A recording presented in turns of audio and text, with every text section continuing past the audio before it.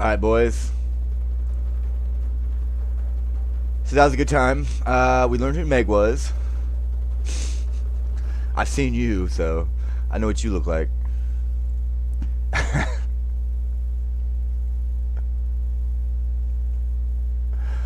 41 of a Connecticut Yankee in King Arthur's Court by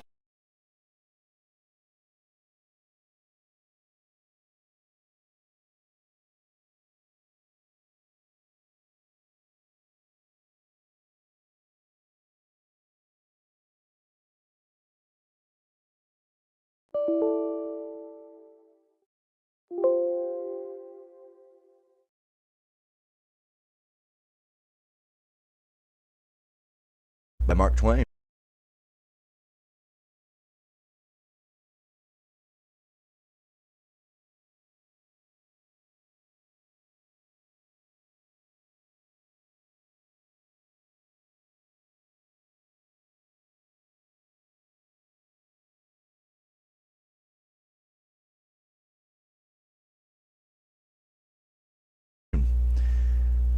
The interdict.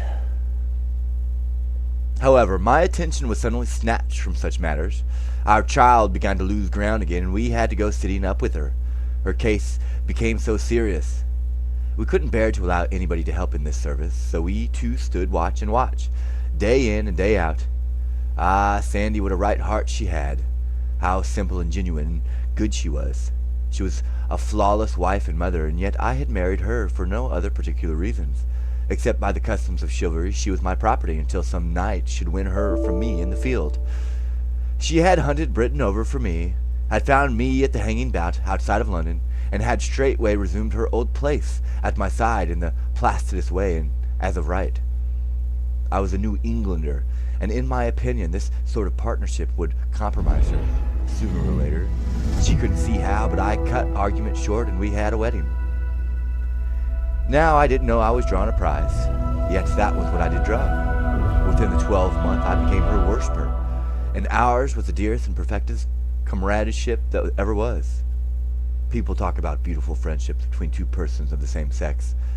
What is the best of that sort, as compared with the friendship of man and wife, where the best impulses and highest ideals of both are the same? There is no place for comparison between the two friendships. The one is earthly, the other divine. In my dreams, along at first, I still wandered 13 centuries away, and my unsatisfied spirit went calling and harking all up and down in the unreplying vacancies of a vanished world. Many a time Sandy heard that imploring cry come from my lips in my sleep. With a grand magnanimity, she saddled that cry of mine upon our child, conceiving it to be the name of some lost darling of mine. It touched me to tears, and it also nearly knocked me off my feet, too, when she smiled up in my face for an earned reward and played her quaint and pretty surprise upon me. The name of one who is dear to thee is here preserved, here made holy, and the music of it will abide alway in our ears. Now thou'lt kiss me, as knowing the name I have given the child. But I didn't know it, all the same. I had an idea in the world, but it would have been cruel to confess it and spoil her pretty game, so I never let on, but said, "Yes, I know, sweetheart, how dear and good it is of you, too. But I want to hear these lips of yours, which are also mine, utter it first. Then its music will be perfect." "Please to the morrow," she murmured. "Hello, Central." I didn't laugh. I am always thankful for that, but the strain ruptured every cartilage in me, and for weeks afterward I could hear my bones clack when I walked. She never found out her mistake. The first time she heard that form of salute used at the telephone, she was surprised and not pleased. But I told her I had given order for it, that henceforth and forever the telephone must always be invoked with that reverent formality, in perpetual honor and remembrance of my lost friend and her small namesake. This was not true, but it answered. Well, during 2 weeks and a half we watched by the crib, and in our deep solicitude we were unconscious of the world outside of that sick room. Then our reward came. The center of the universe turned the corner and began to mend. Grateful? It isn't the term. There isn't any term for it. You know that yourself if you watched your child through the valley of the shadow and seen it come back to life and sweep night out of the earth with one all-illuminating smile that you could cover with your hand. Why, we were back in this world in one instant. Then we looked for the same startled thought into each other's eyes at the same moment. More than 2 weeks gone, and that ship not back yet. In another minute I appeared in the presence of my train. They had been steeped in troubled bodies all the time. Their faces showed it.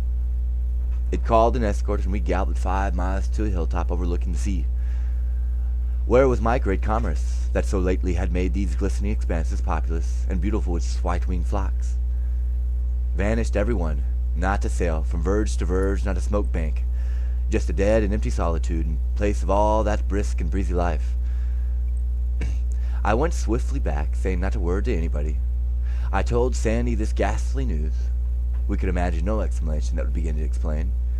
Had there been an invasion, an earthquake, a pestilence? Had the nation been swept out of existence? But guessing was profitless. I must go at once. I borrowed the King's Navy, a ship no bigger than a steam launch, and was soon ready. The parting, yes, that was hard.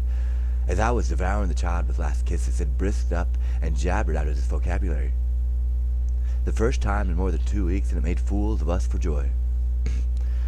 The darling mispronunciations of childhood.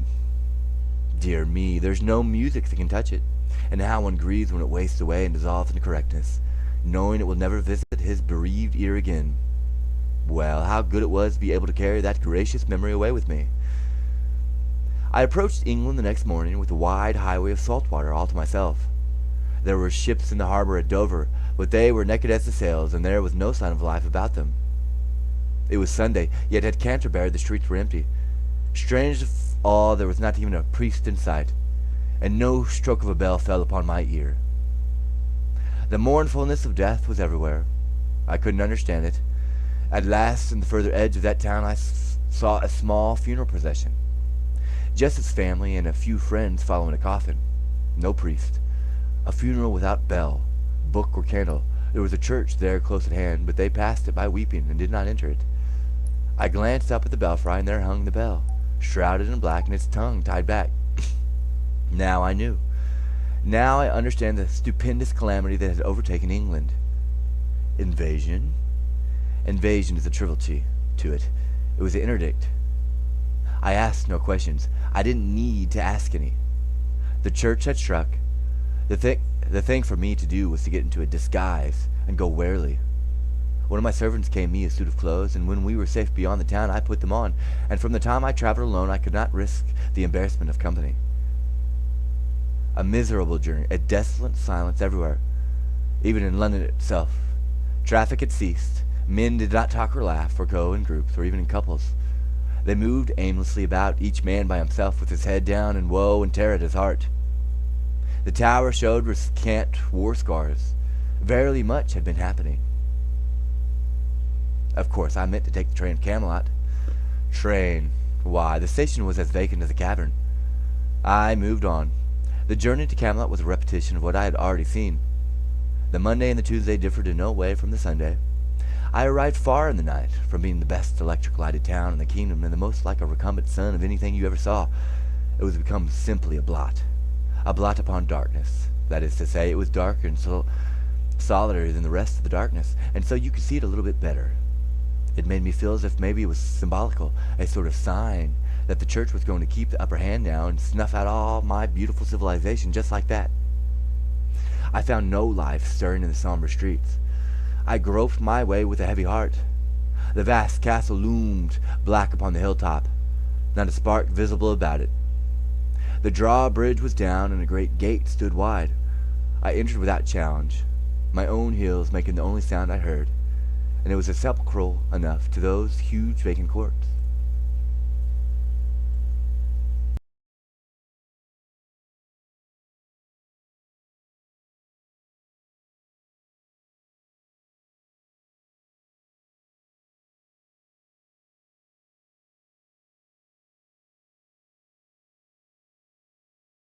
Alright, so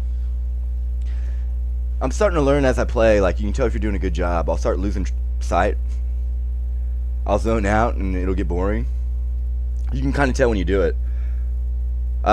Going back and listening after the fact, like just myself, not playing, It's a lot better. I can pay attention more. I don't have to, I'm not in control, so it's like I can kind of just glance and do as I please. What else? Before I get this going. Other than that, I have no complaints. It makes me want to learn about our forefathers, about the history of the country. And in fact, it makes it more interesting. It is the original. So I've never read these. They're actually in the room with me. And if you notice, sometimes at night, especially the girls, I don't mind telling people, they're in the room. Again, so they were recording their voices and their emotions with the arc into the metal. So I'm pretty sure they're coming out through the light bulb over here. It's not a light, it's a string of lights, and it's a rainbow light. Girls. The girls are definitely welcome. Yeah, dude, it's definitely... So when I burst out in laughing, that's why. It's because they're talking to me through the light. Very real. Very, very real. So we're going to continue. Connecticut Yankee and King Arthur's Court. Chapter 42. War. I found Clarence alone in his quarters, drowned in melancholy, and in place of the electric light, he had reinstituted the ancient rag lamp, and sat there in a grisly twilight, with all curtains drawn tight. He sprang up and rushed for me eagerly, saying, "Oh, it's worth 1,000,000,000 milrays to look upon a live person again." He knew me as easily as if I hadn't been disguised at all, which frightened me. One may easily believe that. Quick now, tell me the meaning of this fearful disaster." I said, "How did it come about?" "Well, if there hadn't been any Queen Jennifer, it wouldn't have come so early, but it would have come anyway. It would have come on your own account by and by luck. It hadn't come on to the Queen." "And Sir Lancelot's?" "Just so. Give me the details." "I reckon you will grant that during some years there has been only one pair of eyes in these kingdoms that has not been looking steadily askance at the Queen and Sir Lancelot?" "Yes, King Arthur's. And only one heart that was without suspicion." "Yes, the King's. A heart that isn't capable of thinking evil of a friend." "Well, the King might have gone on, still happy and unsuspecting, to the end of his days, but for one of your modern improvements, the stock board. Where you left 3 miles of London, Canterbury and Dover were ready for the rail, and also ready and ripe for manipulation in the stock market. It was wild-caught and everybody knew it. The stock was for sale at a giveaway.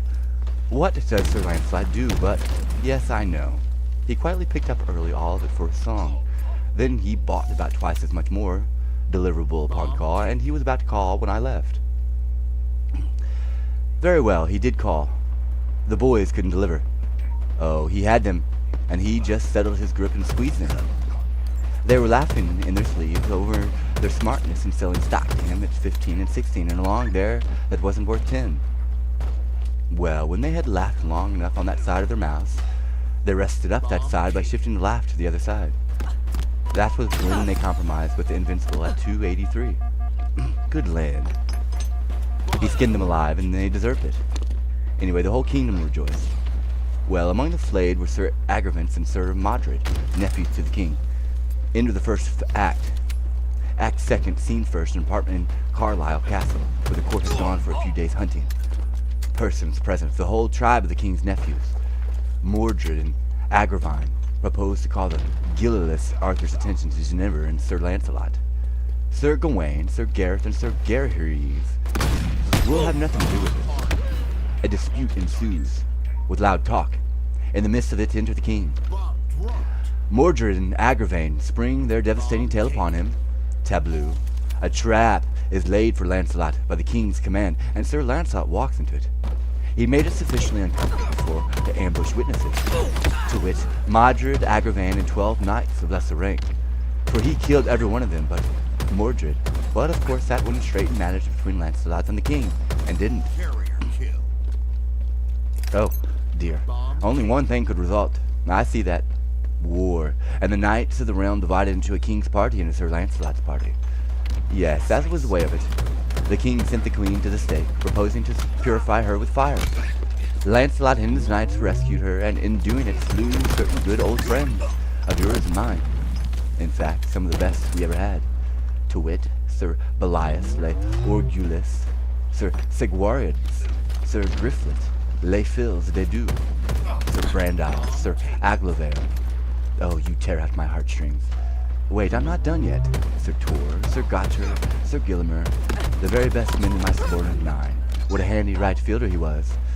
Sir Reynolds, 3 brothers, Sir Damus, Sir Primus, Sir Kay the Stranger. My peerless shortstop. I've seen him catch a daisy cutter in his teeth. Come, I can't stand this. Sir Driant, Sir Lambagus, Sir Hermond, Sir Petalope, Sir Paramones, and whom do you think? Rush, go on. Sir Gareth and Sir Gareth, both. Oh, incredible, their love for Lancelot was indestructible. Well, it wasn't an accident. They were simply onlookers. They were unarmed and were merely there to witness the Queen's punishment. Sir Lancelot smote down whoever came in the way of his flying fury, and he killed these without noticing who they were.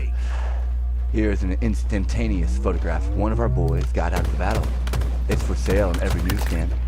There, the figures nearest the Queen, Sir Lancelot, and his sword up, and Sir Gareth gasping his lattice breath. Some catch the agony in the Queen's face, though the curling smoke. It's a rattling battle picture. Indeed it is. We must take good care of it. Its historical value is incalculable. Go on, not at all. For the rest of the terrors of war, pure and simple Lancelot retreated to his town and castle of Joyous Guard, and gathered there a great following of knights. The king with a great host went there, and there was a desperate fighting during several days, and as a result all the plain around was paved with corpses and cast iron. Then the church patched up a peace between Arthur and Lancelot, and the Queen and everybody but Sir Gawain. He was bitter about the slaying of his brothers, Gareth and Gareth, and would not be appeased. He notified Lancelot to get him thence and make swift preparation, and looked to be soon attacked. So Lancelot sailed to his duchy of Twain and his following, and Gawain soon followed with an army, and he beguiled Arthur to go with him. Arthur left the king in Sir Mordred's hands until you should return. King's customary wisdom. Yes. Sir Mordred set himself at once to work to make his kingship permanent. He was going to marry Ginevra as a first move, but she fled and shut herself up in the Tower of London. Mordred attacked. The Bishop of Canterbury dropped down on him with the interdict, and the king returned. Mordred fought him at Dover, at Canterbury, and again bar hung down. Then there was talk of peace and composition, terms, to have Cornwall and Kent during Arthur's life, and the whole kingdom afterward. Well, upon my word, my dream of a republic to be a dream and so remain. Yes, the 2 armies lay near Salisbury, Gawain. Gawain's head is at Dover Castle. He fell in the fight there. Gawain appeared to Arthur in a dream, at least his ghost did, and warned him to refrain from conflict for a month. Let the delay cost what it might, but battle was precipitated by an accident. Arthur had given order that a word was raised during the conclusion over the proposed treaty with Mordred. Sound the trumpet and fall on, for he had no confidence in Mordred. Mordred had given a similar order to his people. Well, by and by, an adder bit Aeneas's heel. The knight forgot all about the order and made a slash at the adder with his sword. Inside half a minute, those 2 prodigious hosts came together with a crash. They butchered away all day. Then the king, however, we have started something fresh since you left. Our paper has. No, what is that? War correspondence. Why, that's good. Yes, the paper was booming right along, for the interdict made no impression, got no grip while the war lasted. I had war correspondence with both armies. I will finish that now by reading you what one of the boys says. Then the king looked upon him, and then was he ware of all his hosts and of all his good knights. Were left no more and lived but 2 knights. That were Sir Lucan de Butler, and his brother Sir Bedivere. And they were full, sore wounded. Jesu mercy, said the king. Where are all my noble knights become? Alas, that ever I should see this doleful day. For now, said Arthur, I am come to mine end. But would to God that I wist there were that traitor Sir Mordred, that hath caused all this mischief. Then was King Arthur, where Sir Mordred leaned upon his sword among a great heap of dead men. Now give me my spear, said Arthur to Sir Lucan, for yonder I have espied the traitor that all this woe hath wrought. Sir, let him be, said Lucan, for he is unhappy, and if ye pass this unhappy day, ye shall be right well revenged upon him. Good Lord, remember ye of your night's dream, and what the spirit of Sir Gawain told you this night. Yet God of his great goodness hath preserved you hitherto. Therefore, for God's sake, my lord, leave off by this, for blessed be God ye have won the field. For here we be thrown on live, and with Sir Modred is none on live. And if ye leave off now, this wicked day of destiny is past.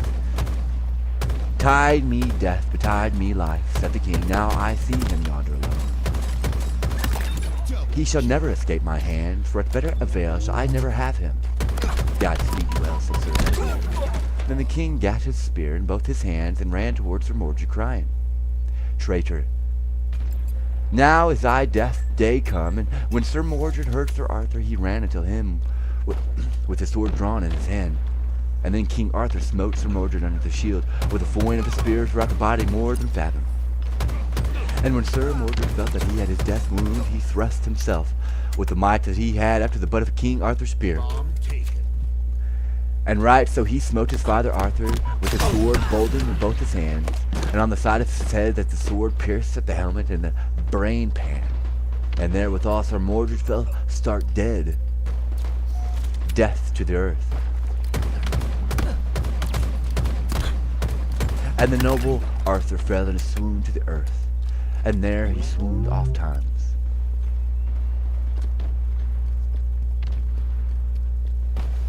Bomb army. Carrier killed. Bomb dropped. Bomb taken. That is a good piece of war correspondence, Clarence. You are a first-rate newspaper man.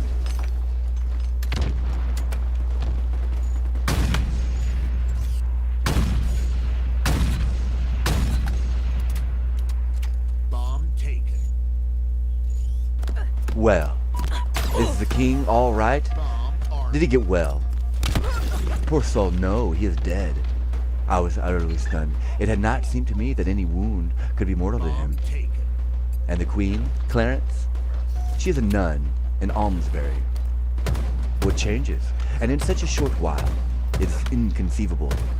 What next, I wonder? I can tell you what next. Well, stake our lives and stand by them. What do you mean by that? The church is master now. The interdict included you with Mordred. It is not to be removed while you remain alive. The clans are gathering. The church has gathered all the knights that are left alive, and as soon as you are discovered, we shall have business on our hands.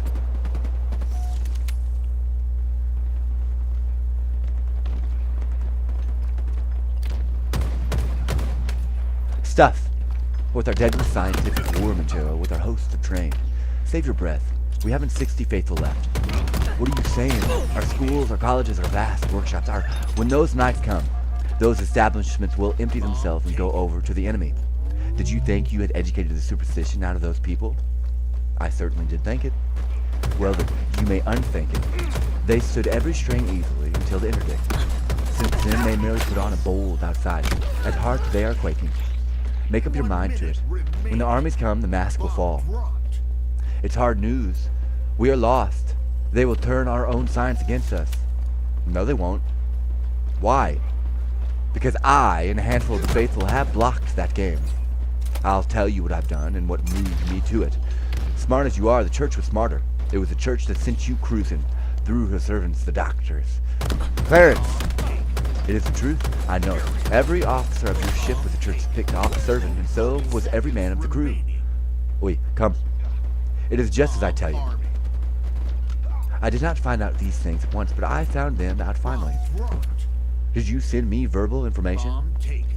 By the commander of the ship, to the effect that upon his return to you, the supplies you were going to leave Cadiz. Cadiz? I haven't been at Cadiz at all. Going to leave Cadiz and a cruise in distant seas indefinitely. For the health of your family? Did you send me that word? Of course not. I would have written, wouldn't I? Naturally, I was troubled and suspicious. When the commander sailed again, I managed to ship a spy with him. I have never heard of a vessel or spy since. I gave myself 2 weeks to hear from you in. Then I resolved to send a ship to Cadiz. There was a reason why I didn't. What was that? Our Navy had suddenly, mysteriously disappeared. Also, as suddenly and as mysteriously, the railway and telegraph and telephone service ceased. The men all deserted, poles were cut down, the church laid a ban upon the electric light. I had to be up and doing, and straighten off your life was safe. Nobody in these kingdoms but Merlin would venture to touch such a magician as you without 10,000 men at his back. I had nothing to think of but how to put preparations in the best trim against your coming. I felt safe myself. Nobody would be anxious to touch a pet of yours. So this is what I did. From our various works, I selected all the men, boys I mean, whose faithfulness under whatsoever pressure I could swear to, and I called them together secretly, and I gave them their instructions. There are 52 of them, none younger than 14 and none above 17 years old. Why did you select boys? Because all the others were born in an atmosphere of superstition and reared in it. It is in their blood and bones. We imagined we had educated it out of them. They thought us too. The interdict woke them up like a thunderclap. It revealed them to themselves, and it revealed them to me, too. With boys it was different.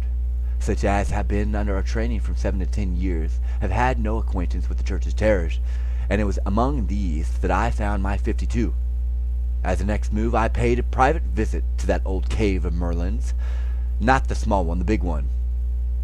Yes, the one where we secretly established our first-grade electric plant when I was projecting a miracle. Just so, and so that miracle hadn't become necessary, then I thought it might be a good idea to utilize the plant now. I've provisioned the cave for a siege.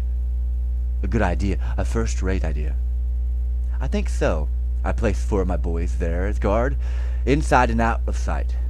Nobody was to be hurt while outside, but at any attempt to enter, well, we said just as anybody'd try it. Then I went out into the hills and uncovered and cut the secret wires which connected your bedroom with the wires that go to the dynamite deposit under all our vast factories, mills, workshops, magazines, etc. And about midnight, I and my boys turned out and connected that wire with the cave, and nobody but you and I suspect where the other end of it goes to. Well, set it underground, of course, and it was all finished in a couple of hours or so. We shan't have to leave our fortress now. We want to blow up our civilization. It was the right move, and the natural one. Military necessity and the changed condition of things. Well, what changes have come? We expected to be besieged in the palace some time or other, but however, go on. Next, we built a wire fence. Wire fence? Yes. You dropped the hint of it yourself 2 or 3 years ago. Oh, I remember the time the church tried our strength against us the first time and presently thought it wise to wait for a hopeful season. Well, how have you arranged the fence? I start 12 immensely strong wires, naked, not insulated, from a big dynamo in the cave. Dynamo with no brushes except a positive and a negative one. Yes, that's right. The wires go out from the cave in a fence in a circle of level ground 100 yards in diameter. They make 12 independent fences, 10 feet apart. That is to say 12 circles within circles, and their ends come into the cave again. Right, go on. The fences are fastened to heavy oaken posts only 3 feet apart, and these posts are sunk 5 feet in the ground. That is good and strong. Yes, the wires have no ground connection outside of the cave. They go out from the positive brush of the dynamo. There's a ground connection through the negative brush. The other ends of the wire return to the cave and each is grounded independently. No, that won't do. Why? It's too expensive. Uses up force for nothing. You don't want any ground connection except the one through the negative brush. The other end of every wire must be brought back into the cave and fastened independently and without any ground connection. Now then, observe the economy of it. A cavalry charge hurls itself against the fence. You are using no power. You are spending no money, for there is only one ground connection till those horses come against the wire.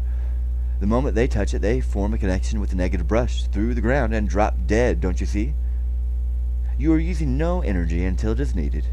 Your lightning is there and ready like the load in a gun. But it isn't costing you a cent till you touch it off. Oh, yes, a single ground connection. Of course! I don't know how I overlooked that. It's not only cheaper, but it's more effectual than the other way.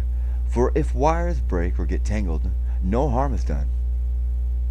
No, especially if we have a telltale in the cave and disconnect the broken wire. Well, go on, the Gatlings? Yes, that's arranged. In the center of the inner circle on a spacious platform 6 feet high, I've grouped a battery of 13 Gatling guns and provided plenty of ammunition. That's it. They command every approach, and when the church's knights arrive, there's going to be music. The brow of the precipice over the cave. I've got a wire fence there and a Gatling. They won't drop any rocks down on us. Well, and the glass cylinder dynamite torpedoes? That's attended to. It's the prettiest garden that ever was planted. It's a belt 40 feet wide and goes around the outlet fence. Distance between it and the fence 100 yards. Kind of neutral ground that space is. There isn't a single square yard of that whole belt, but it's equipped with a torpedo. We laid them on the surface of the ground and sprinkled a layer of sand over them. It's an innocent-looking garden. But yet, let a man start in to hoe at once, and you'll see. You tested the torpedoes? Well, I was going to, but what? Why, it's an immense oversight not to apply a test. Yes, I know, but they're all right. I laid a few in the public road beyond our lines, and they've been tested. Oh, that alters the case. Who did it? A church committee. Are they refusing? Let's get some families involved. How kind. Yes, they came to command us to make submission. You see, they didn't really come to test the torpedoes. That was merely an incident. Did the committee make a report? Yes, they made one. You could have heard it a mile. Unanimous? That was the nature of it. After that, I put up some signs for the protection of the future committees, and we have had no intruder since. Clarence, you've done a world of work, and done it perfectly. We had plenty of time for it. There wasn't any occasion for hurry.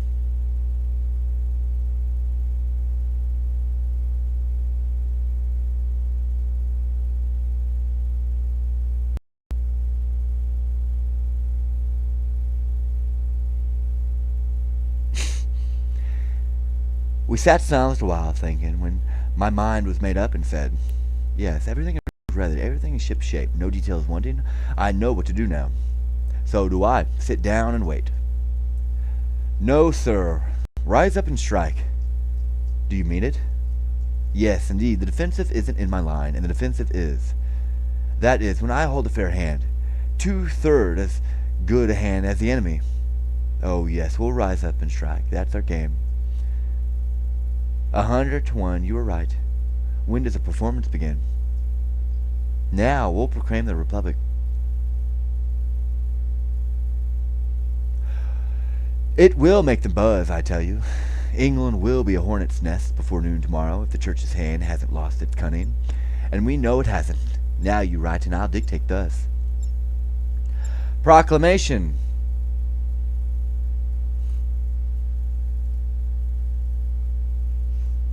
I signed it, the boss, Meg, and dated it from Merlin's Cave. June 1st, 2025, 1:35 p.m.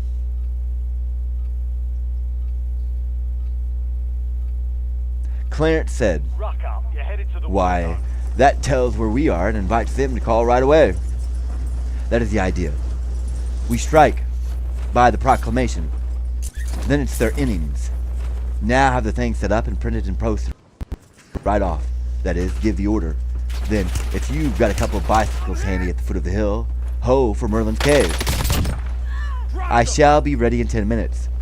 What a cyclone there is going to be tomorrow when this piece of paper gets to work. It's a pleasant old palace. This is. I wonder if we shall ever again. But never mind about that.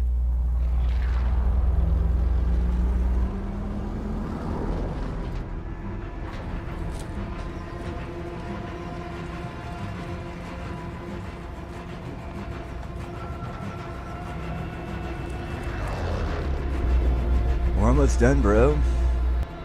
We're getting there. It's a good one. The battle. Chapter 43. The battle of the Sandbelt. Gas is approaching your position. In Merlin's Move to cave, the safe Clarence zone. and I and 52 fresh, bright, well-educated, clean-minded young British boys. At dawn, I sent an order to the factories and to all the great works to stop operations and remove all life to a safe distance, as everything was going to be blown up by secret mines, and no telling at what moment, therefore vacated once. These people knew me and had confidence in my word. They would clear out without waiting to part their hair, and I could make my own time about dating the explosion. You couldn't hire one of them to go back during the century if the explosion was still impending. We had a week of waiting. It was not dual for me, because I was writing all the time. During the first 3 days, I finished turning my old diary into this narrative form. It only required a cheaper or so to bring it down to date. The rest of the week I took up in writing letters to my wife. It was always my habit to write to Sandy every day, whenever we were going to separate, and now I kept up the habit for love of it, and of her, though I couldn't do anything with the letters, of course, after I had written them. But it put me in the time, you see, and was almost like talking. It was almost as if it was saying, Sandy, if you and Hello Central were here in the cave, instead of only your photographs, what good times we could have. And then, I could imagine the baby goo-gooing something out in reply, with its fist in its mouth and itself stretched across its mother's lap on its back, and she a-laughing and admiring and worshipping and now and then tickling under the baby's chin, his head crackling. And then maybe throwing in a word of answer to me herself, and so on and so on. Well, don't you know, I could sit there in the cave with my pen and keep it up, that way, by the hour with them. Why, it was almost like having us all together again. I had spies out every night, of course, to get news. Every report made things look more and more impressive. The hosts were gathering down all the roads and paths of England the knights were riding. And priests rode with them to hearten these original crusaders, this being the church's war. All the nobilities, big and little, were on their way, and all the gentry. This was all as was expected. We should thin out this sort of folk to such a degree that the people would have nothing to do but just step into the front with a Republican. Ah, what a donkey I was. Toward the end of the week, I began to get this large and disenchanting fact through my head, Enemy intel located. that the mass of the nation had swung their caps and shouted for the Republic for about one day, and their end. The church, the nobles, and the gentry then turned one grand, all disapproving frown upon them and shriveled them into sheep. From that moment, the sheep had begun to gather to the fold, that is to say, the camps, and offer their valueless lives and their valuable wool to the righteous cause.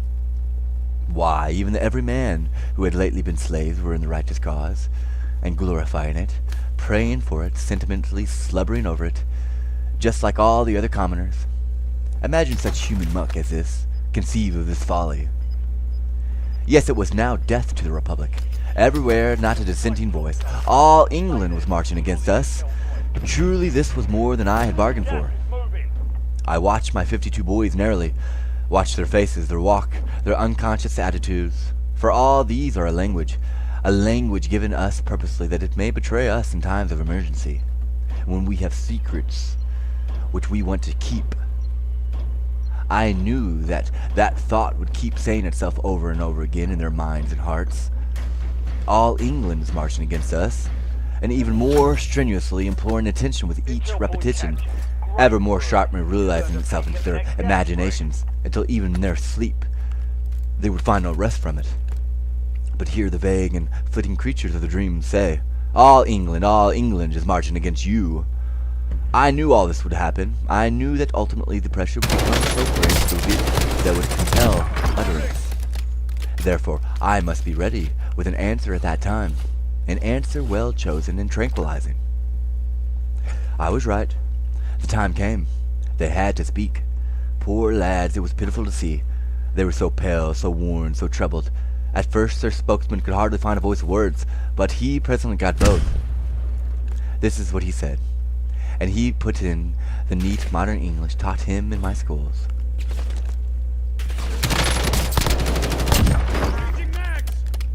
We have tried to forget what we are. English boys. We have tried to put reason before sentiment, duty before love. Our minds approve, but our hearts reproach us.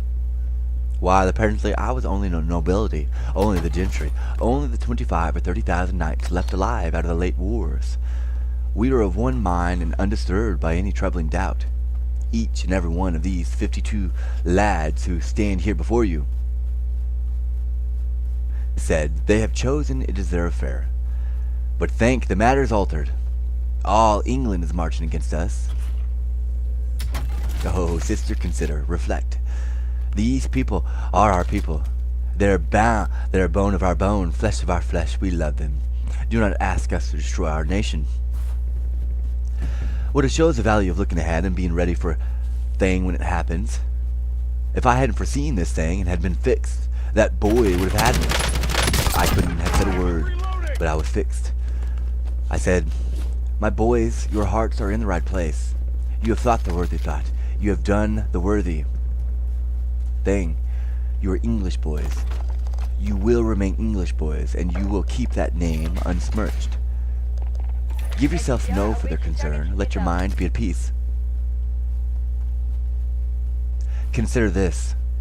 While all England is marching against us, who is in the van? Who, by the commonest rules of war, will march in the front? Answer me. The mountain hosts of male knights. True. They are 30,000 strong. Acres deep they will march. Now observe, none but they will ever strike the sand belt. Then there will be an episode. Immediately after, the civilian multitude in the world will retire to meet business engagements elsewhere. None but nobles and gentry are knights, and none but these will remain to dance our music after that episode. It is absolutely true that we shall have to fight nobody but these 30,000 knights. Now speak. It shall be as you decide. Shall we avoid the battle, retire from the field? No! The shout was unanimous and hearty. Are you well afraid of these 30,000 knights? That joke brought out a good laugh. The boys' troubles vanished away, and they went gaily to their post. Ah, they were a darling 52, as pretty as girls, too. I was ready for the enemy now. Let the approaching big day come along. It would find us on deck. The big day arrived on time. At dawn, the sentry on watch in the corral came into the cave and reported a moving black mass under the horizon, and a faint sound which he thought to be military music. Breakfast was just ready. We sat down and ate it. This over, I made the boys a little speech, and then went out to detail to man the battery with Clarence in command of it. The sun rose presently and sent its unobstructed splendors over the land, and we saw a prodigious host moving slowly toward us with the steady drift in a line in front of a wave of the sea. Nearer and nearer it came, and more sublimely imposing became the aspect. Yes, all England was there, apparently. Soon we could see this innumerable banners fluttering, and then the sun struck, the sea of armor, and then set it all aflash. Yes, it was a fire sight. It was a fine sight. I hadn't ever seen anything to beat it. At last we could make out details. All the front ranks, no telling how many acres deep, were horsemen, plumed knights in armor. Suddenly we heard the blare of trumpets. The slow walk burst into gallop, and then, well, it was wonderful to see. Down swept that vast horseshoe wave. It approached the sand belt. My breath stood still, nearer and nearer. The strip of green turf beyond the yellow belt grew narrow. Narrow still, became a mere ribbon in front of the horses. Then disappeared on all their hoofs. Great Scott. Why, the whole front of that host shot into the sky with a thunder crash and became a whirling tempest of rags and fragments. And along with ground lay a thick wall of smoke that hid what was left of the multitude from our sight. Inbound. Time for the second step in the plan of campaign. Touched a button and shook the bones of England loose from her spine. In that explosion, all our noble civilization's factors went up in the air, and all disappeared from the earth. It was a pity, but it was necessary. We could not afford to get the enemy turn our own weapons against us. Now ensued one of the dullest quarter hours I had ever endured. We waited in a silent solitude enclosed by our circles of wire, and by a circle of heavy smoke outside of these we couldn't see over the wall of smoke, and we couldn't see Enemy through it. soldier incoming. But at last it began to shred away, lazily, and by the end of another quarter hour the land was clear and our curiosity was enabled to satisfy itself. No living creature was in sight. We now perceived that additions had been made to our defenses. The dynamite had dug a ditch, more than 100 feet wide, all around us, and cast up an embankment some 25 feet high on both borders of it. As to destruction of life, it was amazing. Moreover, it was beyond estimate. Of course, we cannot count the dead, because they did not exist as individuals, but merely as homogeneous protoplasm, with alloys of iron and buttons. No life was inside, but necessarily there must have been some wounded in that near ranks, who were carried off the field under cover of the wall smoke. There would be sickness among the others. There always is, after an episode like that. But there would be no reinforcements.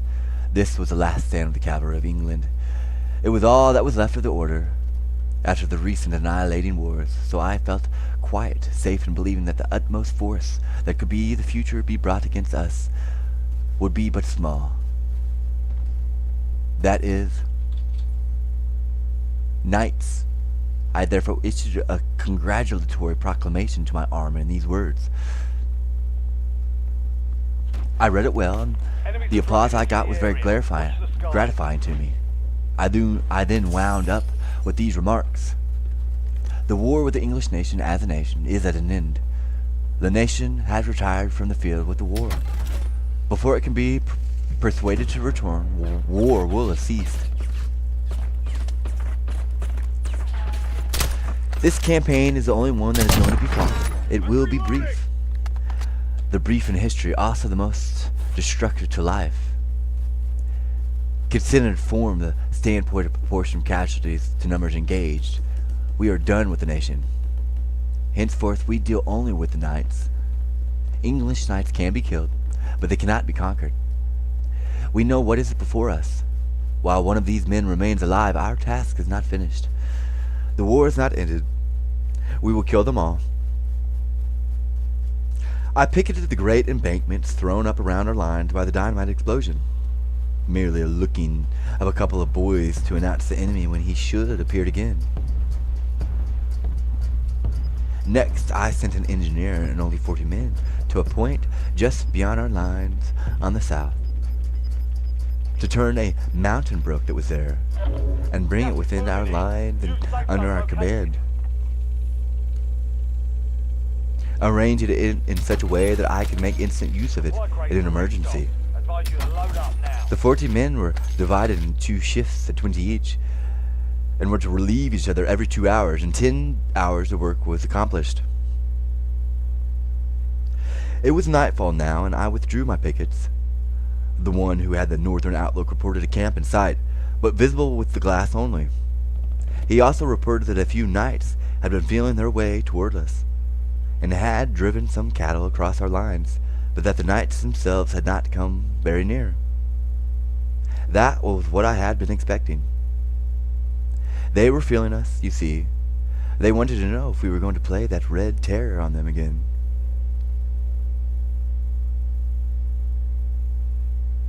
They would grow bolder in the night, perhaps.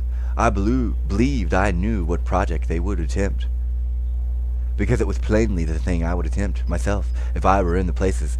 As ignorant as they were, I mentioned it to the Clarence. I mentioned it to Clayton. I think you are right, said he. It's the obvious thing for them to try. Well then, I said, if they do it, they are doomed. Certainly, they won't have the slightest show in the world. Of course they won't. It's dreadful, Clayton. It seems an awful pity. The thing disturbed me so that I couldn't get any peace of mind for thinking of it and worrying over it. So at last, to quiet my conscience, I framed this message to the knights. I read it to Clayton, and said I proposed to send it by a flag of truce. He laughed the sarcastic laugh he was born with, and said, somehow it seemed impossible for you to ever fully realize what these nobilities are. Now let us save a little time and trouble. Consider me the commander of the knights yonder. Now then, you are the flag of truth. Approach and deliver me your message, and I will give you your answer.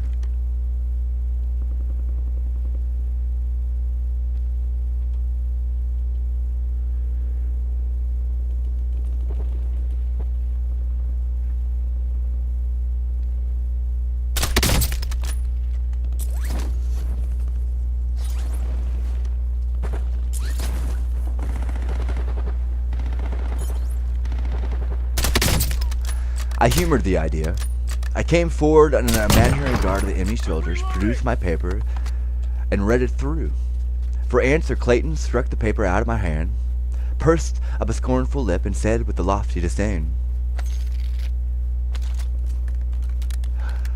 "Dismember me this animal, and return him in a basket to the base-born knave who sent him. Other answer have I none."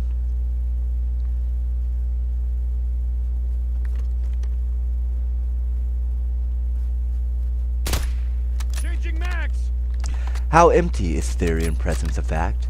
And this was just fact and nothing else. It was the same thing that would have happened. There was no getting around that. I tore up the paper and granted my mistimed sentimentalities a permanent rest.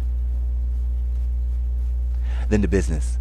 I tested the electric signals from the Gatling platform to the cave and made sure that they were all right.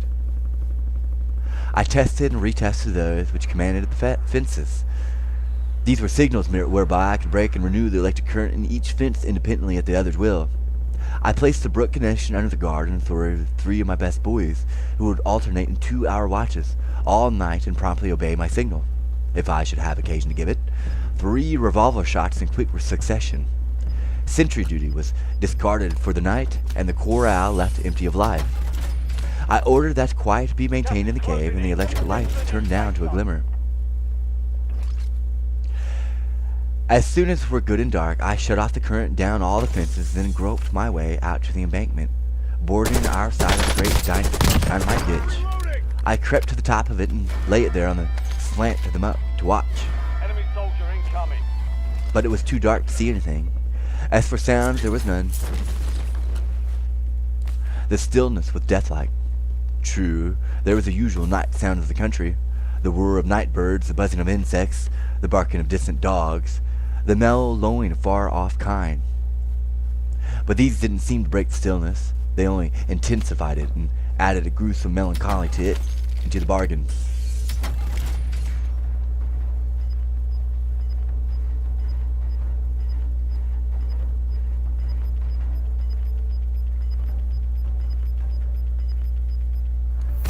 Gas is closing in. I presently gave up looking. The night shut down so black, but I kept my ears strained to catch the least suspicious sound, for I judged I had only to wait, and I shouldn't be disappointed. However, I had to wait a long time. At last I caught what you may call indistinct glimpses of sound, dulled metallic sound. I pricked up my ears then and held my breath, for this was the sort of thing I had been waiting for. This sound thickened and approached from towards the north. Presently I heard it at my own level, the ridge top of the opposite embankment, 100 feet or more away. Then I seemed to see a row of black dots appear along that ridge. Human heads? I couldn't tell. It mightn't be anything at all. You can't depend on your eyes when your imagination's out of focus. However, the question was soon settled. I heard that metallic noise descending into the great ditch. It augmented fast. It spread all along, and it unmistakably furnished me in this fact. An armed host was taking up its quarters in the ditch. Welcome to the Gulag. Yes. Fight to win redeployment. These people were arranging a little surprise party for us. We could expect entertainment about dawn, possibly earlier. Be ready. You're next. I groped my way back to the corral now. I had seen enough. I went to this platform and signaled to turn the current onto the 2 inner fences. Then I went to the cave and found everything satisfactory there. Means elimination. Awake with the working watch. I woke Lance and told him the great ditch was filled up with men, and that I believed all the knights were coming for us in a body. It was my notion that as soon as dawn approached, we could expect the dishes ambuscaded thousands to swarm up over the embankment and make an assault, and be followed immediately by the rest of their army. Area's clear. Loadout drop headed your way. Clarence said, "This will be wanting to send a scout or two in the dark to make preliminary observations.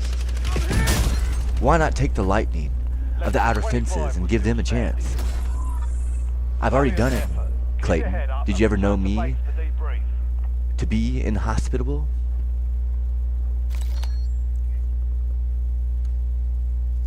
Ten remaining. Keep pushing. "No, you are a good heart. I want to go and be a reception committee. I will go too." We crossed this corral and lay down all together between the two fences. Even the dim light of the cave and discorded our eyesight somewhat, but the focus straightway began to regulate itself, and soon it was adjusted for present circumstances. We had had to feel our way before, but we could make out to see the fence posts now. We started a whispered conversation, but suddenly Clarence broke off and said, "What is that?" "What is what?" "That thing yonder." "What thing where?" "That beyond you is a little piece. Dark something. A dull shape of some kind against the second fence." I gazed and he gazed. I said, "Couldn't it be Clayton?" "No, I think not. It's you, notice. It looks a lit. Why, it is a man, leaning on the fence."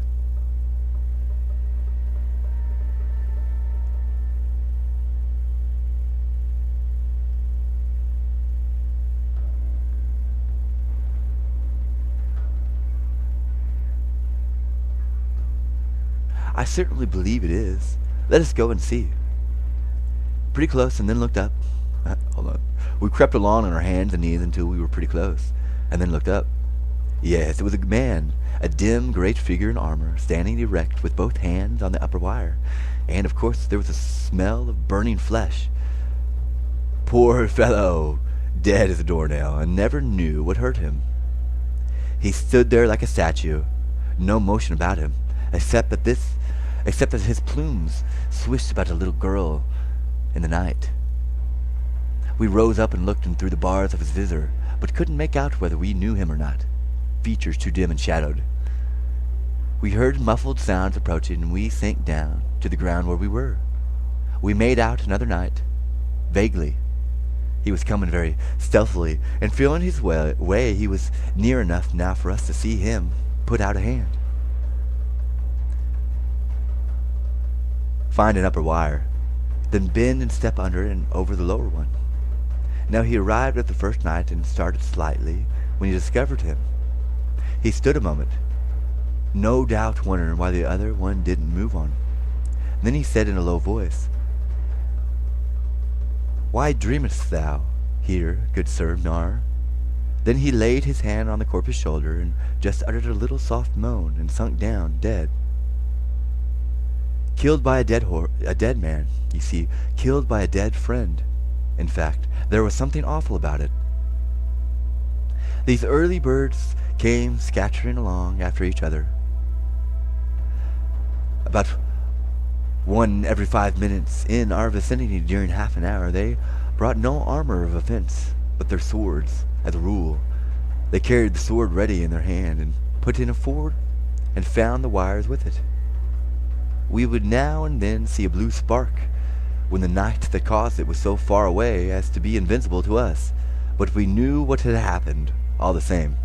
Poor fellow, he had touched a charged wire with his sword and been electrocuted.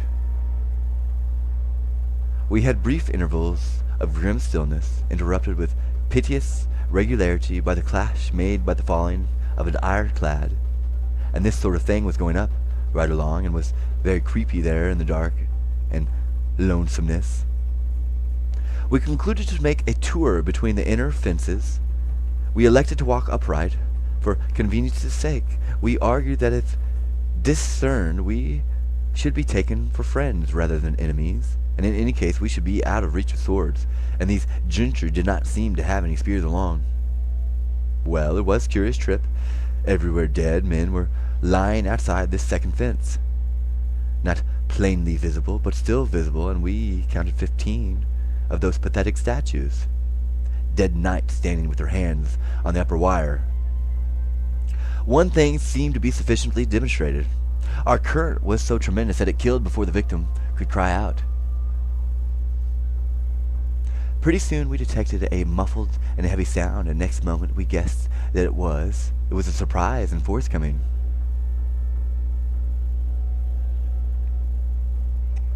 I whispered Clayton to go and make the army and notify it to wait in silence in the cave for further orders. He was soon back, and we stood by the inner fence and watched the silent lightning do its awful work upon that swarming host. One could make out but little of detail, but he could note that the black mass was piling itself up beyond the second fence. That swelling bulk was dead men. Our camp was enclosed with a solid wall of the dead, a bulwark, a breastwork of corpse. You may say one terrible thing about this thing was the absence of human voices. There was no cheers, no war cries being intent upon a surprise. These men moved on as noiselessly as they could. And always, when the front rank was near enough to their goal to make it proper for them to begin to get a shout ready, of course, they struck the fatal line and went down without testifying.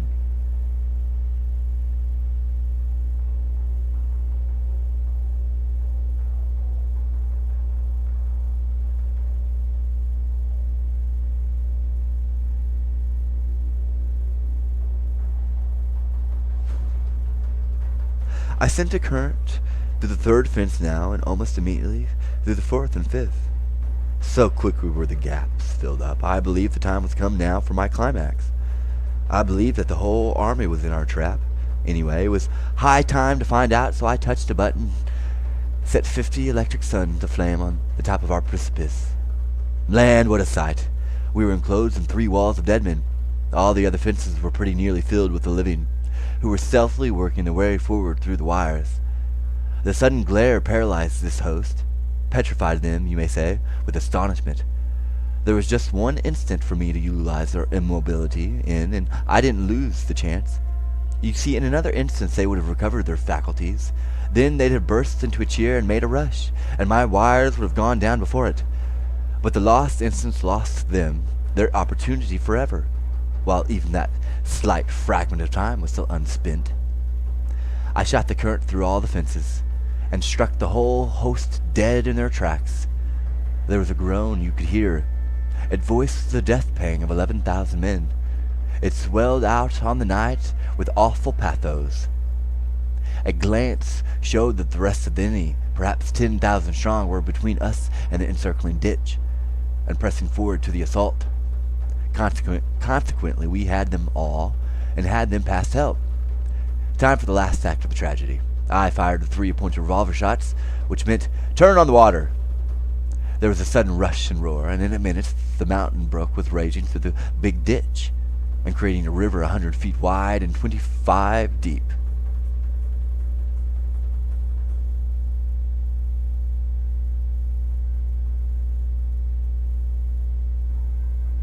Stand by your guns, men. Open fire.